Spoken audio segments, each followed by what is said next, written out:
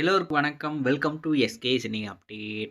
இந்த பதிவுல நம்ம என்ன பார்க்க போறோம் அப்படின்னு பார்த்தீங்கன்னா, டைரக்டர் தேசிங்கு பெரியசாமி இயக்கத்துல நம்ம சிலம்பரசன் அவர்கள் நடிக்க போற எஸ்டிஆர் 48 இந்த படத்துடைய படப்பிடிப்பு எப்பதான்யா ஸ்டார்ட் பண்ணுவீங்க அப்படின்னு சொல்லிட்டு எல்லாரும் மண்டைய சொரிஞ்சுக்கிட்டு இருக்காங்க. ஏன்னா எஸ்டிஆர் ஃபேன்ஸ் மத்தியில இந்த படத்தோட எதிர்பார்ப்பு ரொம்பவே பெருசா இருக்கு.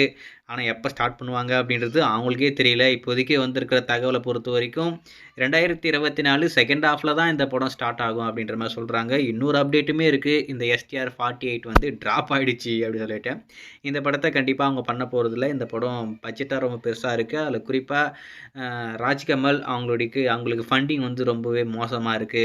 அந்த ஃபண்டிங்னால தான் இந்த படமே ஸ்டார்ட் பண்ணாம இருக்காங்க அப்படின்னு சொல்லிட்டு இன்னொரு விதமான தகவலும் இருக்கு. அதனால இந்த எஸ்டிஆர் 48 இந்த எஸ்டிஆர் 48 படத்தை டிராப் பண்ணிட்டாங்க.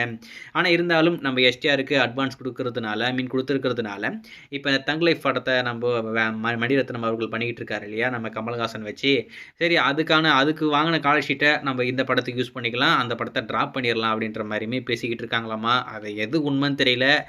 இந்த படம் ஸ்டார்ட் ஆகாமல் தள்ளி போகிறத பார்த்தா மேபி அது உண்மையாக இருக்கிறதுக்கும் நிறைய வாய்ப்பு இருக்குது. எப்போ அந்த விஷயத்தை அதிகாரப்பூர்வமாக சொல்லி எஸ்டிஆர் ஃபேன்ஸோடைய தலையில் குண்டு போட போகிறாங்களோ அது அப்புறப்பட்ட பிரச்சனை. சரி, இந்த படத்தை பற்றி எந்த ஒரு அப்டேட்டும் இல்லை. எதனா வருமானு பார்த்தா கடைசி வரைக்கும் எதுவும் வராது போல இருக்குது. ஃபர்ஸ்ட் லுக்குன்னு சொல்லிட்டு ஏதோ ஒன்று ரிலீஸ் பண்ணாங்க. அதை பார்க்குறதுக்கு ஃபர்ஸ்ட் லுக் மாதிரியும் இல்லை, ஏதோ மாதிரி இருந்தது. அதுக்கடுத்து எதனா ஒரு அப்டேட் வருமா அப்படின்னு சொல்லிட்டு எல்லாம் வெறிகொண்டு காத்துக்கிட்டு இருந்தா, திடீர்னு நம்ம தேசிங்க பெரியசாமி அவருடைய இன்ஸ்டாகிராமில் ஒரு அப்டேட்டு. ஓகேடா, ஏதோ சொல்லிட்டாப்புல அப்படின்னு சொல்லிட்டு போய் பார்த்தா, அவருடைய வீட்டில் யாரோ திருடிட்டாங்களாமா. இவன் வந்து என் கூட தான் இருந்தான், இவனை ரொம்ப நம்பணும், எங்கள் வீட்டுக்குள்ளேயே நாங்கள் வச்சு வளர்த்தோம்.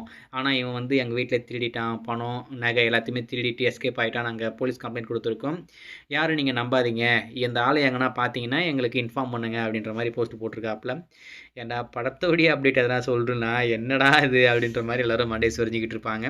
ஏதோ ஒன்று, தேசிங்கி பெரியசாமி அவருடைய வீட்டில் இப்போதைக்கு திருடு போயிடுச்சாமா. இன்னொரு பக்கம் என்னடானா இந்த எஸ்டிஆர் 48 ட்ராப் அப்படின்ற மாதிரி சொல்கிறாங்க. ஸோ வெயிட் பண்ணி பார்ப்போம்.